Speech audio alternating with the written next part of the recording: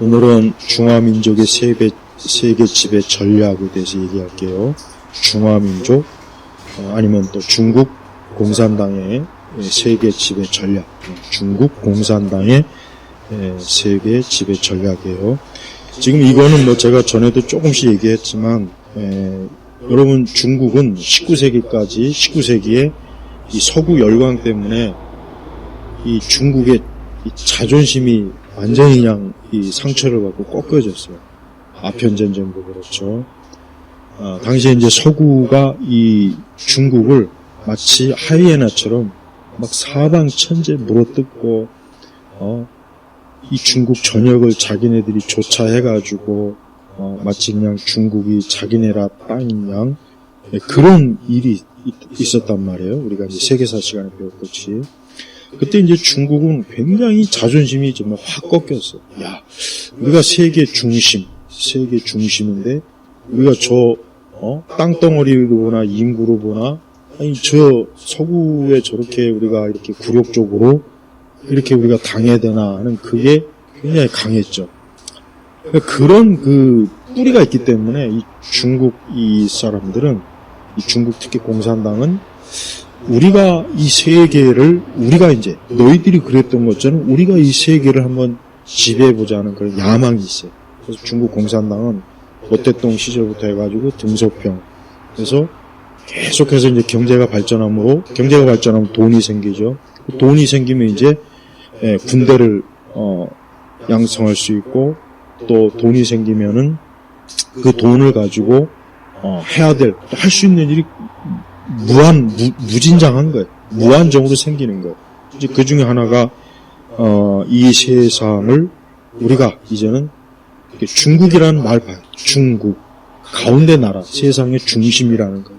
그래서 중국은, 자기네 나라밖에 없다. 이 생각을 옛날부터 가지고 있었다. 옛날부터. 근데 사실 중국이라는 나라는 이민족들이 거의 다 지배했어요. 실제적으로 한족이 순수하게 지배한 기간은 얼마 안 돼요, 사실은. 얼마 안 된다고. 근데 이제 공산당이 이제 모택동에 의해서 중국이 공산화되고, 그 이후에 이제 중국이 지금까지 이제 개방개혁, 79년에 이제 등소평에 의해서 개방개혁을 했단 말이에요. 근데 지금까지 오면서 이제 중국이 어떤 이제 전략을 쓰냐. 일단은, 이제 중국의 통일 전선 전술이라 해가지고, 이거는 어떤 칼이나 무기나 어떤 말 그대로 전형적인 일반적 전투나 전쟁을 통해서 세상을 지배하는 것이 아니라, 우리가 보통 요즘 많이 하는 게 하이브리드 전쟁이라고 해가지고, 총을 쏘지 않고, 한 나라와 한 국가를 지배하는 그런 전략을 지금 중국은, 벌써 수십 년 전부터 전략을 좀 구상하고, 지금 계속 전개하고 있어요. 그러다가 이제, 클린턴이라든가, 오바마라든가, 바이든 같은 이런 사람들은, 대체로 중국에 좀 호의적이고, 중국의 그런 음흉한 전략에 대해서 좀 좀 무시하는, 그러니까 너희들이 해봤자 얼마나 하겠냐. 약간 이런, 좀 입장이고, 트럼프 같은 경우는 중국은 반드시 저거 무너뜨려야 된다. 마치 옛날에 레이건이 소련을 저거 악의 제국이니까 좀 무너뜨려야 된다. 그러니까 트럼프는 그 생각을 가지고 지금, 그래서 트럼프가 엊그제도 관세를 막 엄청 때려먹었죠. 또 중국도 맞받아 치더라고요. 근데 우리나라 신문은, 그 대표적인 어떤 신문은, 중국이 그렇게 해도 별 이상 없다. 이게 우리나라 언론이 지금 뭐냐. 우리나라 대부분의 언론은, 거의 주류 언론들은 이 중국에 전부 다 호섭이 됐다고 보면 100% 맞아요. 그래서, 중국은 일단 통일 전선 공작 그 부서에서 이 통일 전선 전술을 하는데, 그러나 이 통일 전선 공작부는 어느 하나의 부서만이 아니라 국가안전부, 인민해방군, 외교부, 교육부, 문화관광부, 전국인민위원회, 국가종교사무부, 그 외에도 중국 공산당의 그 모든 부서들이 이 통일 전선 전술을 다 참여하고 있어요. 그러니까 중국은 지금 계속해서 어때요? 미국, 호주, 캐나다, 영국, 프랑스, 독일, 유럽 전체, 그다음에 우리나라, 일본, 아프리카 전 지역에 지금 계속해서 하이브리드 전쟁을 하고 있는 거예요. 다만 총과 칼이 없는 거지. 그러나 지금 전쟁을 하고 있어요. 근데 이들이 지금 침략을 하고 있다는 것을 인식한 거예요. 이제 그 유럽도 이제 이걸 조금씩 인식했고, 미국은 이제 트럼프, 그다음에 바이든도 어느 정도 중국에 대한 그런 부분에 대해서 인식을 하고 있긴 있었어요. 그러니까 어떻게 하면 이 중국을 이제 저거 너무 키웠다. 그러니까 미국의 입장에서는 이제 닉슨을 통해서 이제 중국 계약 개방화를 이끌어냈단 말이에요. 소련을 이제 대항하기 위한 하나의 그 대한 세력으로. 근데 이게 너무 키워준 거예요. 너무 키워져서 야 이제 저것들이 이제는 뭐 옛날 지들이 가난하고 못 먹고 못 살 때 우리가 기술, 자본 투자해가지고 이제 이만큼 키워줬더니 이제는 우리를 집어삼켜 먹으려고 하네. 이제 이걸 서구 사람들이 조금씩 인식을 한 거예요. 그래서 캐나다나 호주도 그렇고 특히 미국. 그래서 이제는 미국의 대전략이 뭐예요? 특히 트럼프 같은 경우 저 중국을 반드시 무너뜨린다. 이게 전략이란 말이에요. 근데 우리나라 보면은 이 국제 정치하는 사람들이 두 종류가 있어요. 트럼프 관점을 가지고 있는 사람이 있고 또 반대는 뭐냐? 중국을 옹호하는 관점을 가지고 있는 국제 정치학자들이 있어요. 그래서 유튜브로 방송을 보면은 딱 들어보면은 이 사람은 은연중에 중국이 여전히 강하다. 중국은 저력이 굉장하다. 중국의 기술 발전 이런 거 무시 못한다. 그래서 은연중에 중국을 계속 띄워줘요. 그런 사람들이 왜 그런지 알아요? 돈 먹어서 그런 거예요. 돈 먹어서 그런 거예요. 그런 인터넷하고 그런 패널 강사들은 다 중국에서 돈 먹어서 그런 거예요. 근데 반대로 미국 관점, 그러니까 트럼프 관점을 가지고 있는 국제 정치학자들이 있어요. 그러니까 그런 사람들은 순수하게 객관적으로 사실 보고 또 중국에 대한 중국이 지금 이 통일 전선 전술을 이해하고 있는 사람들이잖아요. 그러니까 두 종류. 그래서 국제 정치를 꼭 유튜브에서 들으면은 중국에 대해서 어느 한쪽 관점이 분명히 있다고 딱 있단 말이에요. 가만히 들어보면 알아요. 그래서 중국을 은연중에 미국의 뭐 이런 전략은 뭐 쓸모없을 것이다. 그건 실패할 것이다. 중국이 뭐 그렇게 미국에 쉽게 그렇게 그 사람들은 100% 중국에서 돈 먹었다고 보면 맞아요. 그거 틀리면 왜? 자, 통일전선 이 전술 중에 이게 뭐가 있냐? 미디어, 학계, 언론, 민간 교류, TV, 방송, 정치, 엔터테인먼트, 싱크탱크, 종교, 시민 모든 분야에 이 중국 공산당은 각 그 영역에 24개의 그 그룹으로 나눠서 어때요? 공작 정치를 한다고요. 그래서 각 분야의 중요한 사람들을 포섭하고 그들하고 친선 교류하고 굉장히 소프트한 그런 방식으로 친선 중국과 좀 우호적인 그런 마치 굉장히 마치 사자나 맹수가 자기 발톱을 숨기는 그런 전략으로 접근해요. 근데 결국은 뭐냐? 돈이 아니면 뭐 흔히 아는 것처럼 미인계. 그래서 여러분 미국의 이런 발표까지 했어요. 중국 여자하고는 관계를 갖지 말아라. 그 지침까지 내렸어요. 심지어. 여러분 페이스북에 저커버크가 중국을 위해서 비밀 감시 프로그램 만들어낸 거 이번에 밝혀졌죠?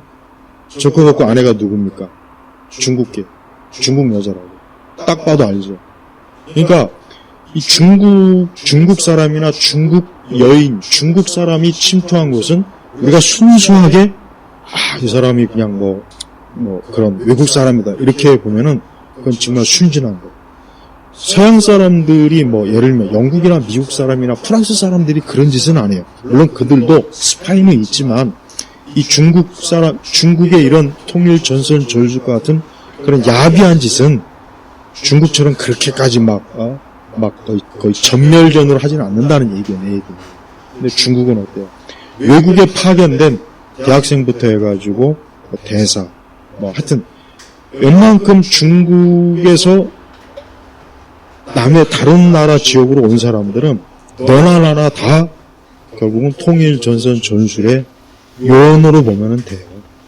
이 대학생들, 우리나라 이 유학한 중국 대학생들은 연락망이 다 되어 있어서 중국 대사관이나 공산당이 어떤 지령 내면 한순간에 거리로 다 뛰쳐나옵니다. 우리나라 옛날에 그 올림픽 성화할 때, 그때 한번 거리에 뛰쳐나와가지고 막 그때, 어떤 나라인가?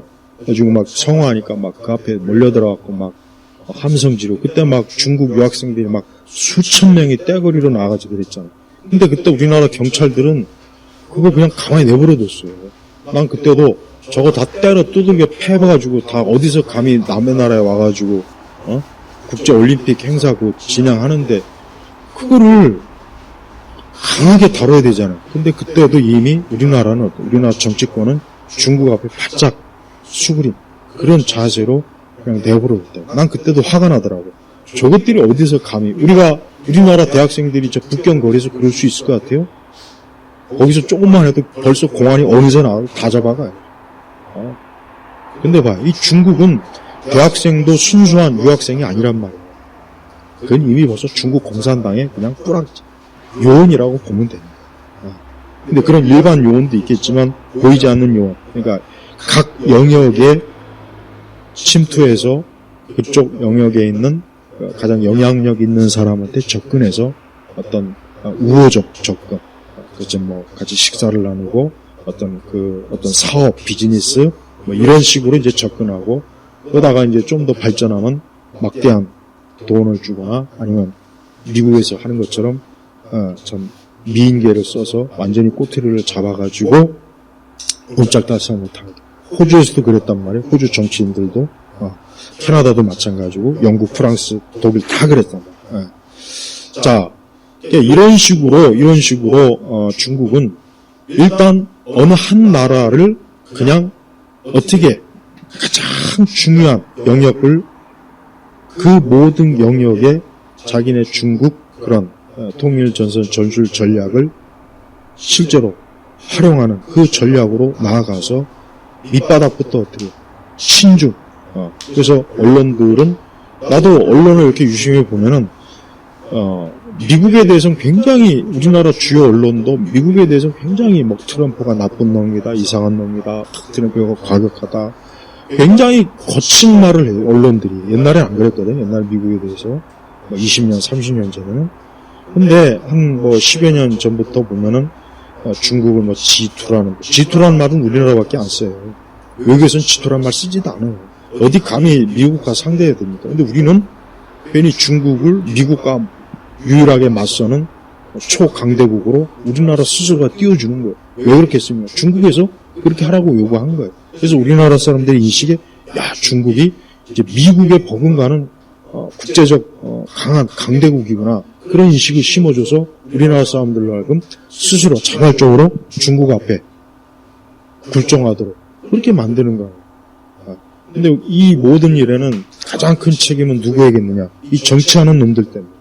이 정치하는 놈들이 중국 앞에서 꼼짝도 못하고, 또 얼마나 많은 돈을 뒤에서 처먹었고, 또 중국에 가서 얼마나 또 많은, 그래서 우리나라 대사관에서도 이 중국에서 그런 일로 인해 가지고 한번 크게 사고가 난 적이 있단 말이에요. 미인계 뭐 이런 게 걸려가지고. 그러니까 이것들이 얼마나 중국에 가가지고 그런 식으로 포섭이 돼서, 거기서도 마찬가지지만 이것들이 우리나라를 위한 대사 업무가 아니라 중국을 위한 대사 업무를 하는 그 짓을 하고 있다고. 그리고 국내에 영향력 있는 언론이라든가, 아까 얘기했죠, 여러 분야에 있는 사람들이 중국을 초청해서 방문하게 하면은 굉장히 아주 화려한, 굉장히 큰 대접을 해주고 돈도 많이 주겠죠. 그다음에 또 아까 얘기했죠, 미인계도 쓰고. 그런 식으로 몇 번씩 중국에 가서 그런 식으로 포섭되면은 이 사람은 이제 꼼짝없이 중국이 하라는 대로 해야 되는 거예요. 그래서 각 자기가 있는 그 어떤 단체나 그 영역에서 중국의 우호적인 그런 활동을 하도록 이제는 어때요? 지시를 받는 그 입장이 되거든요. 그러다 보니까 우리 사회는 어느 순간 모르게 굉장히 중국에 친하죠. 어느 순간 모르게 중국은 굉장히 가까운 나라, 미국은 먼 나라, 이렇게 돼버렸어요. 나는 이거를 내가 내 나이쯤 되면은 확실히 이걸 조금만 금방 알 수 있어. 왜? 아니, 언제부터 우리 사회가 이렇게 중국에 가까웠지? 중국은 원래 먼 나라거든. 미국은 항상 가까웠단 말이에요. 근데 봐요. 지금은 특히 언론, 정치계, 학계도 어때요? 학계도 친중. 그래서 항상 중국은 물론 모든 나라 다 그렇긴 하지만 중국은 항상 중국과 굉장히 우호적인 그런 단체를 많이 세워요. 공자학원도 그런 목적으로 세웠어요. 그래서 사실은 그 목적이 내면 숨은 목적은 뭡니까? 중국이 어느 한 나라건 어느 지역이건 자기들의 어떤 정치적, 사회적 그런 것들을 심어놓기 위해서, 그런 것들을 하기 위해서 다 활동을 하는 것 뿐이라고. 그래서 절대 중국 사람들하고 순수한 교제는 없어요. 중국 사람은 순수한 교제라는 건 꿈도 꾸지 마요.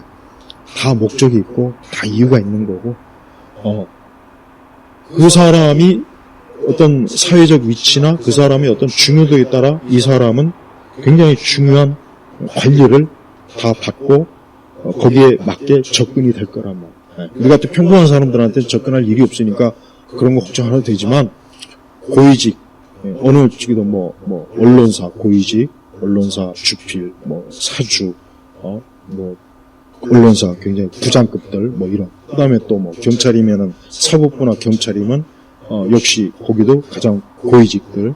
또 정치권은 특히 국회의원들은 항상 1순위예요.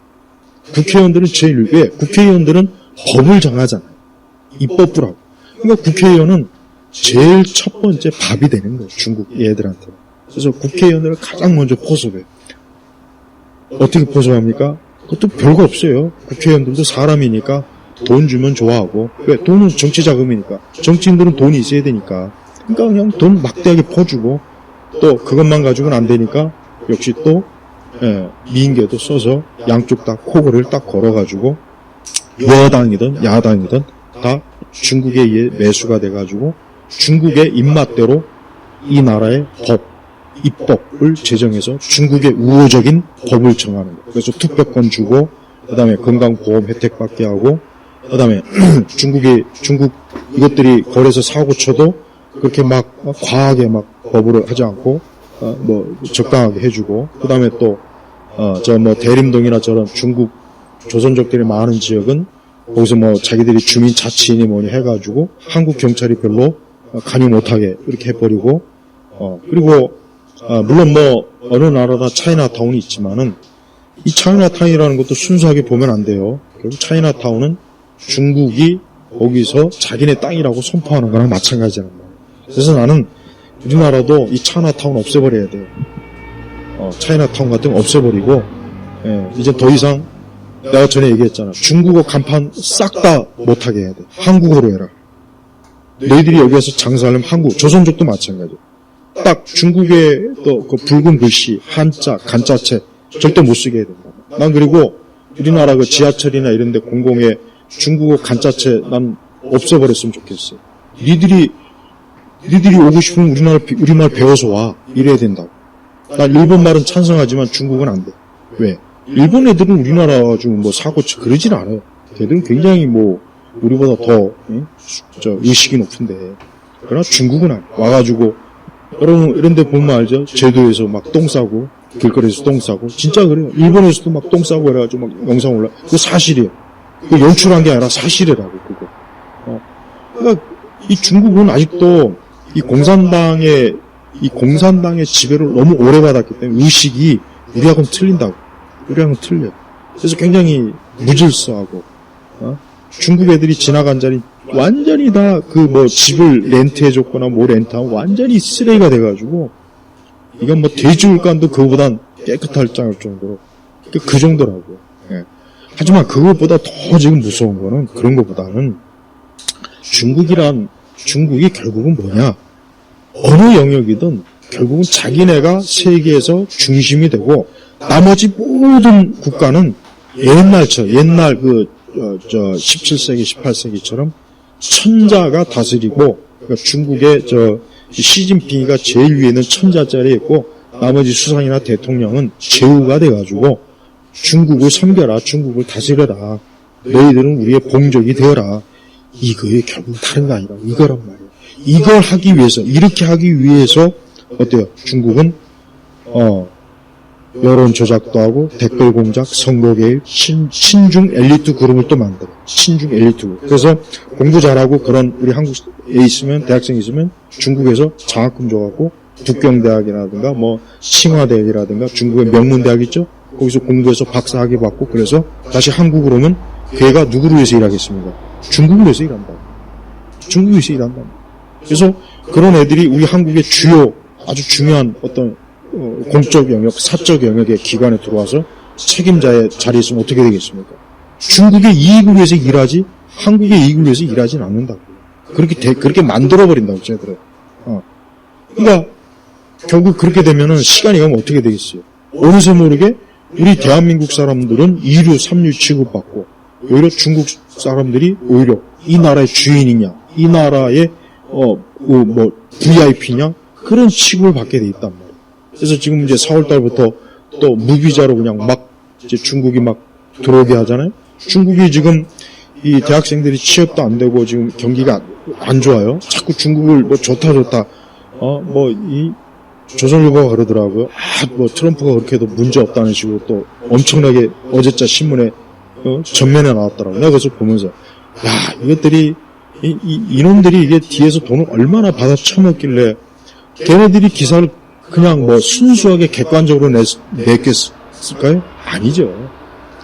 국내 기사들 봐요. 중국에 대해서 우호적인 기사. 근데 일본이나 미국에 대해서는 꼭 안 좋게, 나쁘게, 부정적으로 생각이, 이미지가 들도록 기사를 꼭 그렇게. 그래서 신문을 읽을 때도 무작정 읽지 말고 이 신문 기자가 왜 이딴 식으로 칼럼을 쓰고 기사를 쓰고 왜 이렇게 기사를 작성했는가. 그걸 잘 의도를 보면은 금방 답이 나온단 말이야. 그래서 나는 이 신문사들의 이 주필이라든가 기자들을 보면은 이것들은 마치 자기들이 무슨 가장 똑똑한 인간이고 나머지 그 독자들은 그냥 너희들은 우리가 그냥 주입하는 대로 그저 듣고 배우면 돼. 더 알려고도 하지 말고 그냥 그 정도 있어.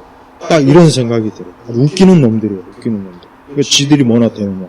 그래서 나는 기자들이 기레기라는 말이 100번, 1000번이고 맞아. 기자들은 기레기예요, 기레기. 이것들은 굉장히 뭐라 할까 정말 언론인의 양심이라고 하는 것은 아예 그냥 하나도 없는 아주 쓰레기 같은 인간들.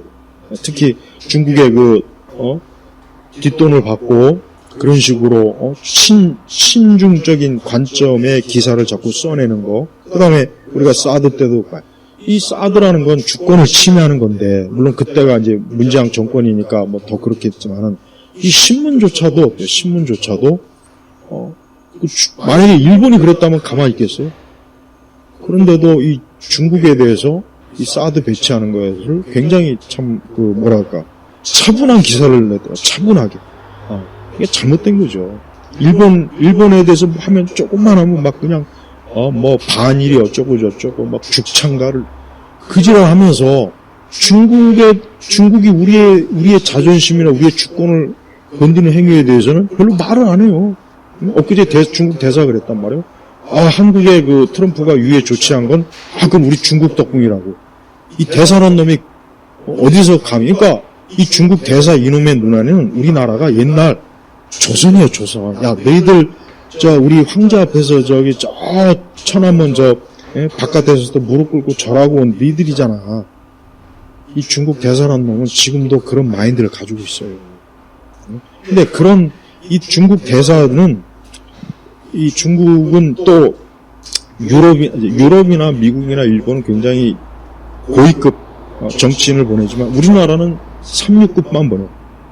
그러니까 우리나라를 얼마나 무시하냐고요. 그러니까 제대로 된 대통령이 그동안 왔었다면 중국하고 그냥 단교를 해버려야 돼요. 단교하면 우리가 손해일까? 그들이 손해일까? 그들이 손해. 왜? 우리 경제가 중국에 중간재를 수출해서 걔들이 그 물건을 가지고 미국이나 이런 데 팔아먹는다고. 그러니까 우리 반도체 수출 안 해. 우리가 딱 일주일만 그래봐. 쟤들 난리 나요. 근데 우리나라 이 정치하는 이 머저리 새끼들은 중국이 뭐 기침 한 번 하면 그 앞에서 그냥 벌벌벌벌 떨고 한심한 인간. 그러니까 길을 잘못 들인 거예요. 그러니까 한 나라의 통치자는 자기 혼자가 아니라 자기 국민의 주권과 자존심을 지켜야 되는데 이것들은 우리나라 정치하는 인간들은 지금까지 여당이고 야당이고 보수고 뭐가 간에 하나같이 중국 앞에서는 찍소리도 못하는 쥐새끼처럼 그동안 구르니까 저 중국 저것들이 겁대가리 상실해가지고 가만히 있어. 그러니까 왜 우리나라 정치는 일본에 대해서는 그렇게 막말을 하면서 왜 중국 앞에서는 아무 소리 못하냐고. 아무 소리 못하잖아. 아무 소리. 왜 말을 못하냐고. 북한에 대해서도 아무 못하고. 그러니까 한심하다고요. 한심하. 근데 지금 우리나라 어떻게 됐습니까? 지금 우리나라가 완전히 중국에 이제 속국이 좀 됐어요. 사실은. 그래서 여러분 이제 조금 더 지나면 이제 모든 개인과 단체 활동을 검열한다 그랬죠. 그 다음에 여러분 티벳이 어떤 식으로 종교 탄압받았는지 굉장히 잔인하게 탄압받았어요. 티벳 불교가. 우리나라도 안 그럴 것 같아요? 그런다고요. 안 그럴 것 같아요? 그런다고. 그럴 수 있단 말이에요. 설마 우리 같은 대한민국 왜 자꾸 그런 생각을 하는지 모르겠어요. 그러니까 너무 세상을 이상적으로 생각해요. 우리 한국 사람들이 너무 이 세상을 이상적으로 그럴 리 없다. 전쟁이 날 리 없다. 절대 그렇지 않단 말이에요. 아니 저 유럽이나 미국이나 일본이나 저쪽 나라에서 저렇게 자기 나라를 지키기 위해서 엄청난 노력을 쟤들은 뭐 생각이 없어서 저래요? 할 일이 없어서? 아니란 말이에요. 그러니까 우리 대한민국도 지금 너무 우리나라 사람들이 항상 보면은 이게 삼면이 바다로 둘러싸여 있다 보니까 그런지 몰라도 너무 우물한 개구리에다가 세상이 어떻게 돌아가는지 몰라. 그러니까 우리 한국 사람들도 교육열이 높다고 하지만 우리나라 교육열이 높은 건 그냥 대학 입시를 위한 교육열이 높은 거지. 이 세상, 이 국제 정치나 경제나 이 세상이 어떻게 돌아가는지 원리에 대해서는 대학을 나와도 모르다고. 그렇게 사회생활해도 몰라요. 그러니까 어때요? 이 세상이 우리나라만 있는 줄 알고 있어요, 세상. 그래서 우리 신문도 보면은 해외 소식은 쥐꼬리만에 항상 보면. 근데 맨날 국내 소식에 맨날. 그러니까 그걸 보면은 세상이 우리나라밖에 없도록 착각을 하게 만들어요. 뉴스도 봐요, 뉴스도. 맨날 국내 소식이 전부지. 해외가, 유럽이 어떻게 돌아가는지, 일본이 어떻게 돌아가는지, 미국. 그걸 좀 자세하게 해야 우리 한국 사람이 국제적 감각을 가지고, 이 세상을 살아나가는데, 우리 한국 사람들은 돈 버는 것 외에는 관심이 없어요. 해외 주식이 어쩌냐. 그것만 관심이 있지, 그거. 근데 주식이라는 게 그냥 주식이 뻥튀기 하는 거예요? 주식은 모든 종합적인 것들이 결과가 주식으로 나오는 거라고, 주식으로. 우리나라가 지금 이대로 가면 어떻게 되는 줄 알아요? 주가 계속 떨어져요, 지금. 지금 원달러에 지금 얼마야, 벌써. 엔화도 지금 올랐더만. 왜 그래? 우리나라가 지금 경제가 약해진다는 증거라고요, 우리나라 경제가 강해지고 있으면 그렇게 안 된다고요. 근데 원달러나 엔화가, 점점 이거 지금, 왜 그러겠냐고, 왜. 왜 그러는지를 주식하는 사람들도 별로 모르더라고요. 우리나라가 지금 상태가 안 좋아지고 있다는 거예요, 지금. 뭐가? 정치, 경제, 문화, 모든 영역이 지금 국력이 약해지니까 우리나라 돈의 가치가 자꾸 떨어지는 거라고. 미국의 돈의 가치가 왜 높겠어요? 국력이 제일 세니까 그런 거예요. 다른 게 아니라고. 미국도 국력이 약해지면 그냥 달러도 휴지 조각이 돼버린다고, 휴지 조각. 그래서 지금 중국은 특히 이제 오늘날 우리 이 중국은 일단 SNS나 이런 유튜버 이런 포퓰리즘 정책을 계속 퍼뜨리고 그다음에 좀 더 힘이 세게 들어오면 인민재판식으로 탄압과 저항을 해서 무력화시켜. 홍콩은 그렇게 했잖아요. 홍콩도 무력화시켜버렸잖아요. 그러니까 우리나라도 지금 법조계, 사법계가 이거 뒤에서 중국 돈 먹은 놈들이 굉장히 많을 거야 아마. 그래서 앞으로 중국에 관련 어떤 사법이나 판결은 전부 다 중국에 유리하도록 판결을 할 거란 말이야. 벌써 이번에 대통령 선거 때 드러났잖아요. 어떻게 문재인 대통령 때 사법 영역에 국적 제한을 폐지해버렸어요. 폐지했다고. 그러니까 어느 국적이든지. 근데 그 국적이 특히 누가 많이 들어오겠어요? 중국 사람이 많이 들어오지, 중국 애들이. 이 짜장들이. 결국 우리는 이제 멀지 않아. 중공, 쟤네들 앞에서 재판받아야 될 지금 상황이 벌어졌어. 그러면 거기만 들어오겠어? 변호사도 당연히 들어오겠지. 다 들어온다며. 그럼 경찰도 지금 봐요. 95년대 중국과 중국 공안과 서로 협력, 그걸 맺었단 말이에요. 근데 그게 지금까지 온 거예요. 근데 점차로 돼. 중국 공안이 우리 지금 어느 영역까지 들어왔는지 정확히 나도 모르니까 얘기를 못하지만 지금 뭔가 의심스러운 일이 지금 많이 있잖아, 이번에 시위 때도. 근데 아직 그걸 정확하게 실체를 드러내진 못했어요. 누구도 그걸. 이렇다 추정만 할 뿐이지. 하지만 95년대 중국과 우리나라 경찰관의 이 이거 협력 맺은 건 그건 분명히 사실이에요. 그러니까 벌써 30년 지났죠? 그 30년 동안 중국이 가만히 있었겠어요? 아니죠. 절대 가만히 있지 않았을 거랍니다. 그리고 그렇게 해서 국민들의 정신과 마음을 무기력, 의지를 꺾는 거예요. 홍콩이 그랬잖아요. 홍콩이 막 그냥 부산혁명이라고 해가지고 막 몇백 명이 나왔지만 지금은 어때요? 홍콩 시민들 다 무력화 돼버렸어요. 그래서 좀 능력되는 사람은 다 나갔고, 그러지 못한 사람은 그냥 죽지 못해 살고 있는 거예요. 그러니까 점점 더 중국 본토에서 홍콩으로 넘어와가지고 부동산 값 높아졌지, 식품이나 이런 거 전부 치안 개판이 돼버렸지. 그래서 옛날 홍콩이 아니란 말이 왜 그런지 한번 생각해보라고. 그러니까 우리나라 좌파들이 멍청한 이 원숭이들은 자기네들도 홍콩 좋아하거든. 홍콩. 그러면은 지금 홍콩을 가면은 왜 20년, 10년 전에 홍콩과 지금 왜 다른지, 왜 다를래요?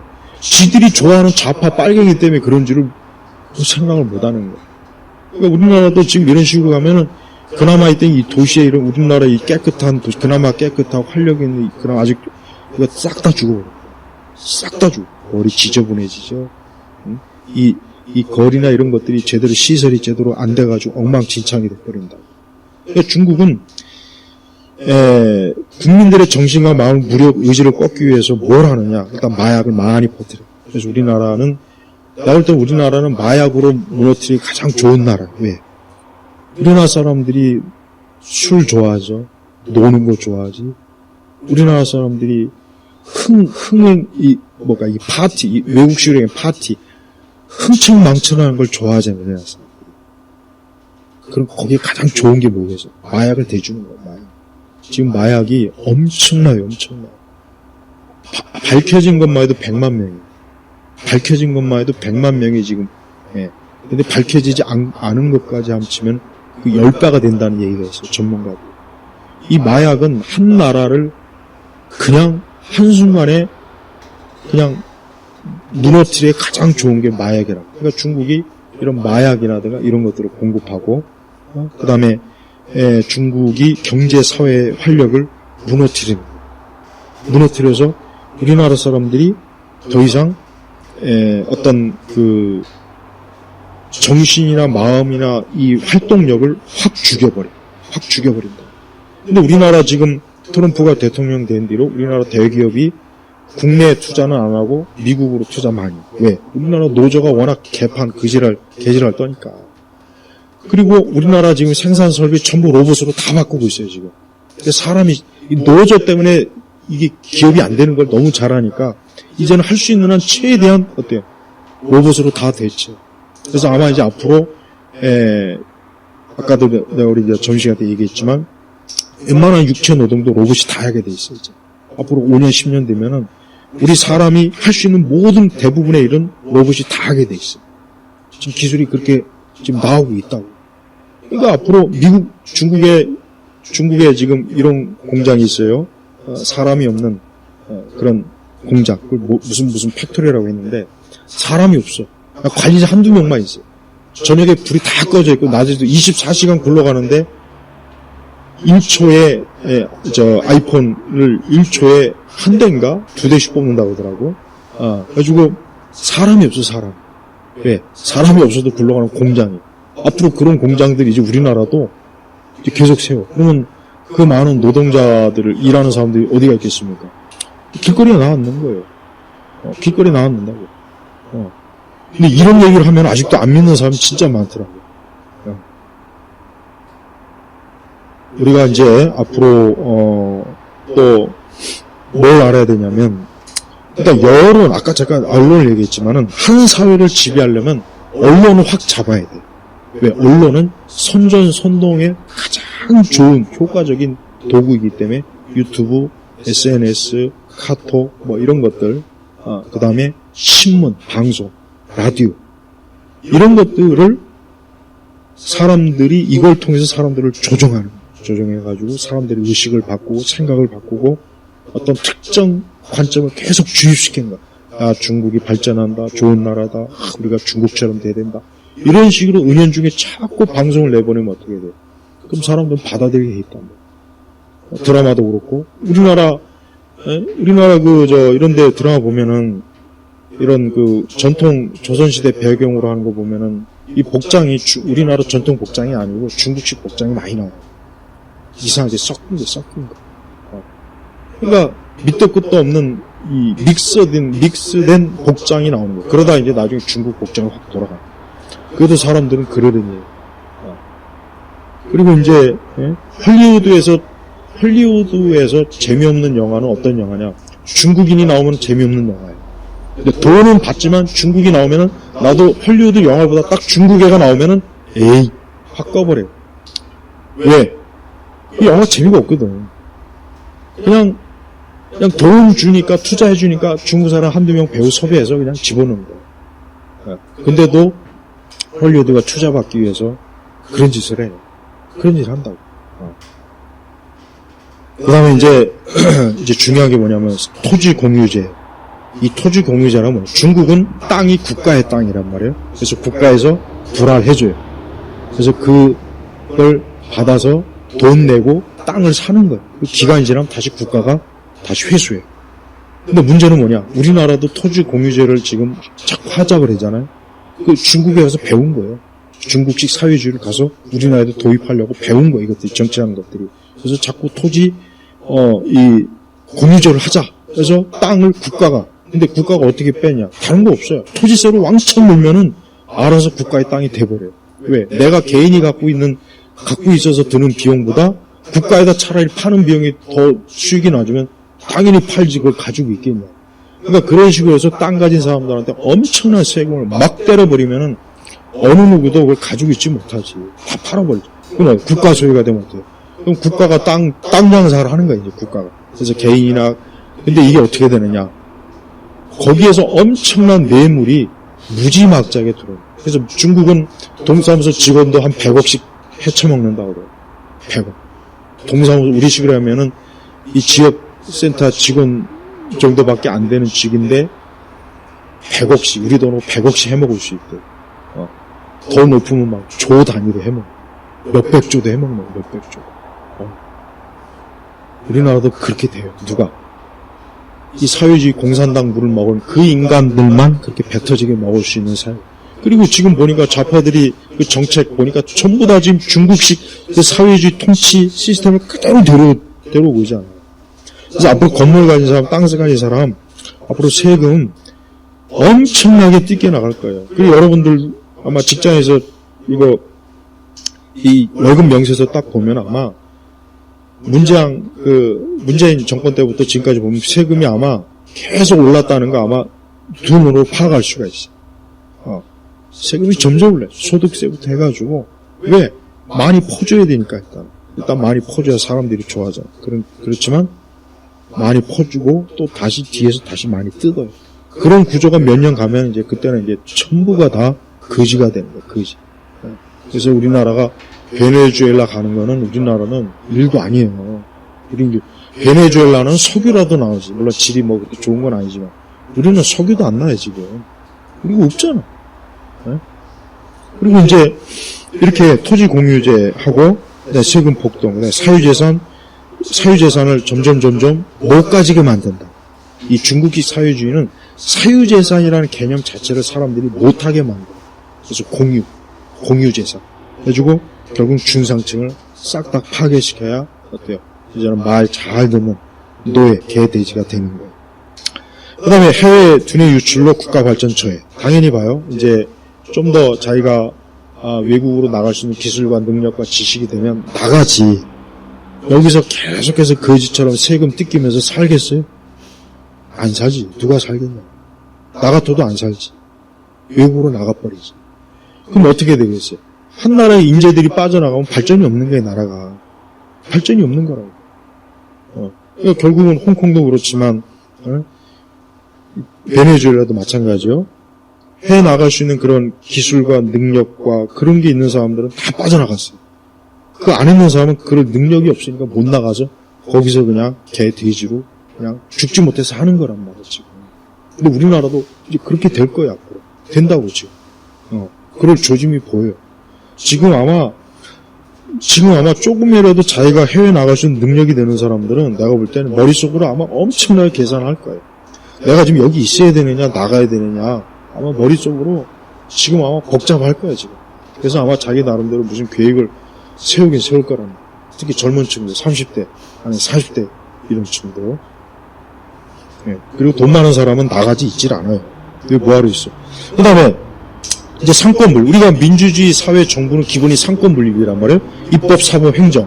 근데 우리나라가 지금 입법, 사법, 행정이 지금 제대로 작동을 해요? 안 되잖아요, 이번에. 이번에 탄핵 사태 보면 우리나라는 이제 상권분립이 아니에요. 일당 독재. 우리나라는 민주주의가 아니란 말이에요. 우리나라는 이미 벌써 경제가 돌아가는 걸 보면은 그냥 사회주의. 중국식 사회주의. 그래서 뭘 좀 하려고 하거나 경제나 뭐 이런 거 하려고 하면은 규제. 그것밖에 없는 거예요. 그러니까 경제 활동을 마음껏 할 수가 없는 거예요, 미국처럼.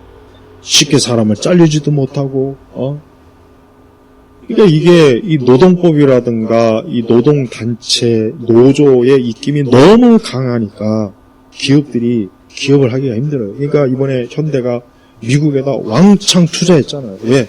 이제 한국은 안 된다는 거예요. 한국이 있어봐야 앞으로 장래도 없고, 지금 노조 하는 짓거리 보고 정부 이거 보니까 아유 안 되겠다.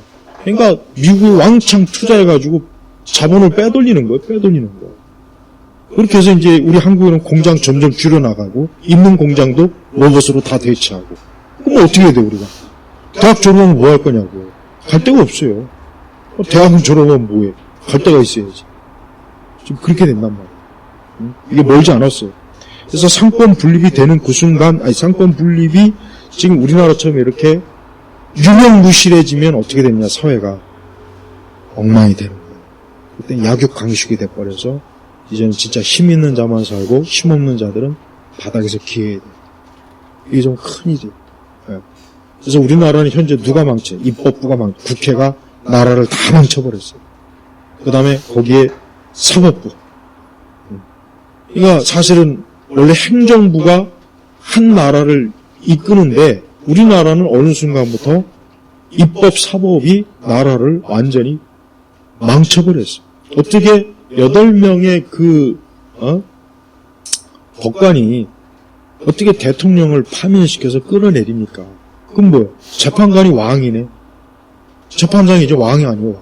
그 대통령 뭐하러 세워? 그냥 혼자 8명 가지고 그냥 나라를 어떻게 해보지. 대통령 세우면 뭐 하겠어요? 또 끌어내고, 마음 안 들면. 그러니까 대통령이라는 게 무슨 뭐 맨날 재앙적 대통령 그러는데, 난 그 새끼들은, 야, 우리나라 대통령이 지금 저렇게 되는데 무슨 재앙적 대통령이냐. 박근혜 대통령도 저렇게 끌려 내려오는데, 총 한 방 못 써보고. 근데 입만 열면 무슨 제왕적, 아주 그냥, 좌파들이 논리예요. 자기네들이 정권 잡으려고, 박근혜 대통령, 윤 대통령, 제왕적 대통령의 권세를 누리고 우리를 찍어 눌렀다. 이거를 심어주려고 계속 제왕적이라는 말을 그래서 쓰는 거야. 이제 봐요. 지들이 정권 잡으면 진짜 제왕적 통치를 할 거라고. 그때 가서 누가 제왕적이라면 아마 가만 안 놔둘 거야. 이런단 말. 그리고 이제 한미일 동맹 약화, 친중 세력 확산, 친중 그룹. 그래서 결국은 이제 일본과 미국하고는 점차적으로 계속 군사, 경제 이런 것들을 조금씩 무너뜨려서 이제 고립되게 만들죠. 그리고 어디에 종속합니까? 중국에 종속화 돼버립니다. 모든 걸 중국에 종속화가 돼서 이제 중국이 아니면 물 한 모금 마실 수 없게 만드는 거예요. 기름 한 방울 얻지 못하게 만드는 거예요. 근데 이걸 이제 어제 그 미국 백악관 대변인이 그랬잖아요. 그 여성이 일본과 한국은 미국이 없으면 안 된다. 살아남을 수 없다 그랬단 말이에요. 그 말이 맞아요. 지금 일본도 심각해. 일본도 우리만큼은 아니지만 이 중국의 이 이런 중화민족 세배 지배 전략이 이 중국도 일본도 엄청나게 지금 많이 진행이 되고 있어요. 우리가 먼저고 그다음 이제 일본인데 일본도 머지않아 이제 두고 봐요. 이대로 가면은 일본도 흔들린다. 굉장히 안정적인 질서 있는 일본인데도 벌써 쌀이 지금 막 부족하다 그러지. 이유가 그게 왜 그렇게 했어? 저놈들이 쌀을 매석해가지고 지금 하니까 지금 쌀값이 높아져고 쌀이 없어가지고 막 수입하고 그러는 거 아니겠어요? 그러니까 일본도 빨리 이제 중국 저거 빨리 다 몰아내야 돼요. 아예 그냥 관광객도 중국은 받아들이면 안 돼. 우리나라도 관광객은 중국은 근데 그렇게 얘기하면 또 이제 뭐 그냥 관광객 없으면 어떻게 사냐고 뭐 그러겠지. 어쨌든 근데 이 중국 관광객도 순수한 관광객으로 보기가 힘들어요. 힘들다. 순수한 관광객이 아니니까 아닌 게 보이니까 지금 내가 이런 얘기를 하는 거예요. 그래서 중국은 하고는 무비자 하면 안 돼. 중국은 철저하게 비자 딱 협정을 해야 되고 중국은 절대 무비자로 왔다 갔다 하면 안 돼. 일본하고는 얼마든지 미국 되지만 중국은 안 된다. 하면 안 돼. 우리가 안 좋아진다. 제주도 봐, 제주도. 제주도 딱 보면은 벌써 중국 자본이나 중국 애들이 들어오면 그 좋은 낙원 같은 땅이 얼마나 개판이 되는지 딱 보여줄 수 있잖아요. 중국 보면. 근데 우리나라를 지금 제주도처럼 저렇게 만들겠다고 하는 게 지금 이 좌파들의 계획이에요. 그것도 모르고 그냥 대통령 파면됐다고 좋아가지고 시시덕거리고. 근데 걔들은 그게 자기네들의 이익이니까 그럴 수 있다고요. 걔들은 거기서 이익이 많이 나오거든. 근데 우리는 안 그렇잖아요. 근데 지금 이 좌파들의 딸랑이가 돼갖고 춤추고 노래하는 애들 멀지 않아. 걔네들 다 이제 저 부역자들 이제 청소해요.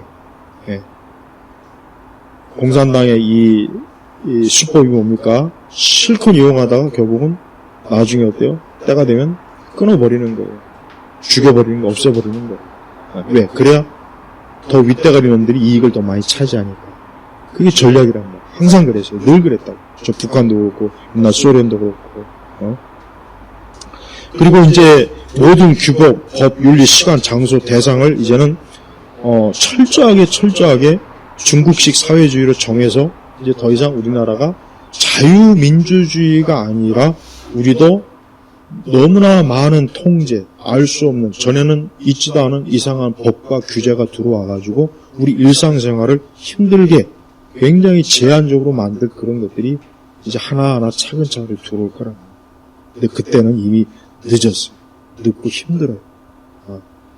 홍콩을 보면은 딱 답이 나오는데, 그렇게 홍콩을 보고도 어쩌면 이렇게 태어난지 난 그것도 참 이해가 안 가요. 그 다음에 이제 마지막으로 심리전, 그 다음에 금융전, 미디어전, 정보전. 그래서 24개의 전법인데, 아까 했지만 이제 심리전도 계속 지금 언론 미디어, 그 다음에 이런 그 드라마, 영화로 계속, 그 다음에 중국은 항상 어때요? 수천 년 동안 중국도 사실 수천 년 동안 제국을 거느린 그런 나라였단 말이에요. 그러니까 중국은 제국을 자기의 그 주변 그 속국을 어떻게 통치하는지 너무나 잘 알아요.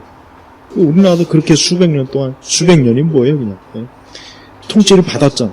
그러니까 중국은 우리 대한민국을 다시 옛날 천자와 제후의 관계로 다시 돌아가도록 하는 게 이 중국의 특히 우리 대한민국에 대한 전략이고, 그리고 이러한 전략이 전 서방 국가 품에서 아프리카도 그렇고 그런 전역에 다 하죠. 그래서 이 동남아시아는 화교가 다 자본이 지금 지배하고 있어요. 아프리카도 지금 중국이 지금 자본으로 1대1로라고 해가지고 중국 자본을 왕창 쏟아부어가지고 그 나라가 막대한 빚을 지게 만들어서 결국 그 나라의 모든 주요 기관과 모든 것들을 중국이 다 자기네 거로 만든답니다. 그러니까 트럼프가 지금 잘하는 거예요. 자꾸 국내 언론은 트럼프가 관세로 뭐 결국 무너질 것이다. 미국이 뭐 트럼프 때문에 지금 자꾸 트럼프에 대한 부정적인, 그럼 이거 누가, 이런 기사와 언론을 누가 하라고 했겠어요? 한번 생각을 해요. 우리나라 언론이 자발적으로 했겠어요? 아니에요. 그 뒤에 배후에 중국이 있는 거예요. 그래서 이렇게 생각합니다. 앞으로 우리나라의 모든 나쁜 일은 다 중국이 배후가 있다고 딱 생각하면 그냥 100% 맞다고 여겨요. 그리고 우리는 이제 북한도 북한이지만 이제 중국이 사실은 지금 현 상황의 모든 현 상황에 지금 뒤에 있는 먹구름 검은소는 중국이에요. 중국. 왜? 북한은 먹을 게 없어요. 그리고 중국과 북한은 지금 원수지간이에요. 별로 좋아하질 않아요. 그러나 우리나라는 어때요? 엄청나게 먹을 게 많잖아요. 이 조그만 나라에 세계 10대 무역 강국이죠. 삼성, LG, 현대, 그 다음에 중화학공업, 심지어 거기다 무기. 예? 얼마나 우리나라가 어마어마한 진짜 제대로만 정치하면 우리나라는 진짜 일본 못지않게 발전할 수 있는 나라인데, 우리나라는 내가 볼 때는 90년도에 문민 정부부터 나라가 개판이 돼버렸어. 문민 정부부터. 내가 이거는 다음에 얘기하고 싶은데, 우리나라는 이 문민 정부가, 물론 문민 정부 자체가 나쁘다는 건 아닌데, 원리가 나쁘다는 건 아닌데, 그 틈을 타서 종북 주사파 세력, 신중 세력들이 파고 들어와가지고 우리나라 정치계에 뿌리를 내리고, 그 이후로 모든 영역에 우리나라를 저들이 다 지금 접수했기 때문에 그러는 거예요. 그래서 지금 문제가 됩니다. 그래서 이 정보전은 얘기할 게 너무 많지만, 여러분들 제가 중국산 CCTV나 중국산 그 제품은 웬만하면 안 쓰는 게 좋아요. 특히 카메라 달린 거 그런 거 쓰지 말고, 청소기 싸다고 중국산 그거 쓰지 말고 그냥 빗자루 써요. 빗자루. 뭘 로봇으로 청소한다고. 그리고 돈 더 들여서 그냥 우리나라 거 사든지 애국심으로. 그리고 웬만한 사실 공산품은 다 중국제라 우리가 뭐 중국을 하루아침에 끊을 수는 없지만, 한 가지 이제 중요한 것은 중국은 산업, 경제 이런 것을 통해서도 한 나라를 지금 좌지우지할 만큼의 그 엄청난 영향력이 있다는 건 우리가 알아야 돼요. 그건 알아둬라. 그래서 우리 대한민국은 이 좁은 나라, 이 반쪽 나라, 이 나라를 지키려면 정말 정치하는 사람들이, 또 국민들이 진짜 정말 깨어있지 않으면 우리는 나라 뺏겨요. 그냥 뺏긴다. 앉아서 두 눈 뜨고 나라 뺏기고 우리 주권 잃고, 무엇보다 우리가 살기 힘들어요. 우리가 살기 힘들다. 그 다음에 우리의 미래 자녀 세대들이 어려워진다고요. 우리보다 못 살게 된다. 그러니까 이런 걸 알고, 특히 통제 감시 싫은 사람은 절대 중국 좋아하면 안 돼. 통제와 감시가 싫은 사람, 자기는 자유를 좋아한다. 그러면 무조건 중국은 딱 손절해야 되는 거예요. 근데 이런 모든 것들 모르고 아직도 우리 사회가 철없는, 요즘 보면은 이 주류 언론이나 신문이나 그다음에 이 좌익들을 보면은 이것들은 매국노입니다. 매국노. 진짜 매국노 이것들은. 이건 뭐 사상이나 이념을 떠나서 그냥 매국노 집단이에요. 매국노. 그들은 자기들만 잘 먹고 잘 살고 자기들만 권력을 가지고, 그게 목적이지, 그게 그들의 최고의 목적이에요. 나머지 국민들은 개가 되든 돼지가 되든 꿀꿀이 죽을 먹어도 신경도 안 쓸 인간들이에요.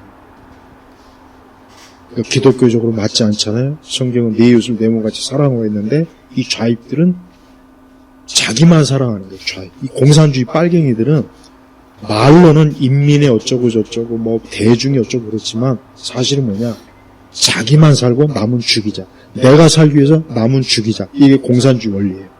공산주의 원리는 간단해요. 내가 살기 위해서 남을 죽이는 게 공산주의 원리입니다. 항상 그렇게 했어요. 모든 걸 그렇게 했다고, 역사를 보면.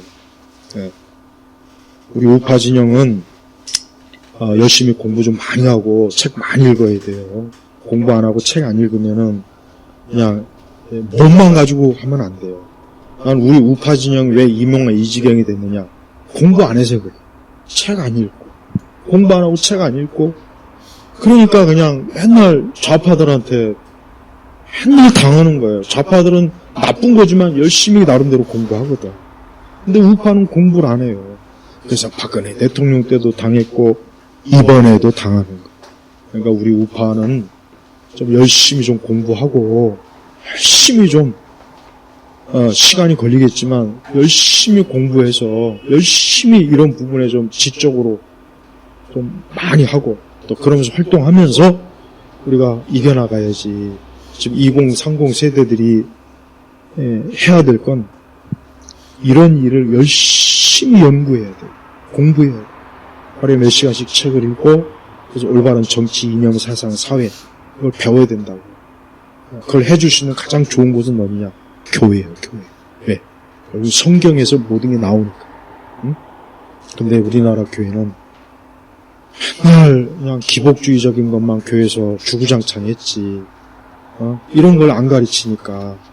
그리고 저 세이브 코리아, 난 세이브 코리아 진짜 이번에 승복한 거, 저 세이브 코리아 정말 저거 안 되는, 저거 정말, 그 내부에 어떤, 이 세작들이, 간첩들이 있는지 모르겠지만, 하여튼, 이 우파 진영의 한 축을 그냥 확 그냥 무너뜨려 버렸어요. 세이브 코리아, 거기에 저 참여도 하지 말고, 가까이 하지도 말고, 순수하게 애국운동 열심히 하고, 우리 젊은 층들은 책 많이 읽고 공부 많이 해서 여러분이 10년, 20년, 30년 뒤에 이 나라를 새롭게 접수해갖고 정말 온전한 대한민국 그런 세상을 좀 만들 생각을 해야 돼요. 기도하겠습니다. 하나님 아버지 감사합니다. 오늘 이 시간에도 기독교 세계관으로 이 세상과 이 나라와 이 민족을 봅니다. 우리 교회가 하나님의 진리의 말씀으로 살아서 이 나라와 이 민족을 참으로 우리 주 예수 그리스도께 참 온전히 바치는 그런 가장 큰 축복과 은혜를 허락하여 주옵소서. 간절히 기도하며 우리 주 예수 그리스도의 이름으로 기도 올렸습니다. 아멘.